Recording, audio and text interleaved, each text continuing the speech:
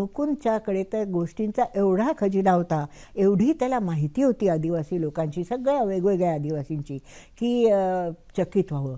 ते एक इथे सांगावीशी वाटते मला गोष्ट. मुकुंद आदिवासी मुलांचं, माडिया मुलांची शाळा घ्यायचा. आता शाळा म्हणजे काय, की जंगलामध्ये एका मोठ्या झाडाखाली मुकुंद उभा राहायचा, झाडाच्या खोडाला टिकून, आणि समोर सगळी पोरं बसायची ऐकायला, शिकायला. तर असं एक दिवशी तो वर्ग घेत असताना एका पोराचा बाप तिथे आला, त्याचे वडील आले आणि त्याला काहीतरी बोलवू लागले. पण हा मुलगा काही केल्या आपल्या वडिलांकडे लक्ष देईना, तो समोरच बघत होता.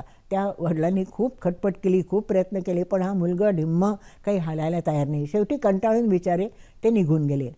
नंतर मुकुंदनी विचारलं की काय ते, काय मध्ये झालं, काय, कोण आलं होतं?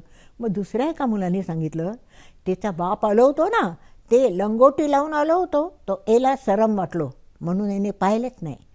तर मुकुंद म्हणाला, अरे चा, माझ्या शिकवण्यात काहीतरी उणीव राहिली आहे, तर हे बरोबर नाही, हे योग्य नाही. आणि मग त्यांनी एक फतवा काढला, तो असा की आठवड्याचे 2 दिवस सगळ्या लोकांनी, म्हणजे सगळे विद्यार्थी आणि स्वतः शिक्षक यांनी लंगोटी लावून वर्गाला यायचं. आणि त्याप्रमाणे मग आठवड्यातले 2 दिवस सगळी छोटी छोटी मुलं आणि स्वतः मुकुंद लंगोटी लावून वर्ग घेत असत.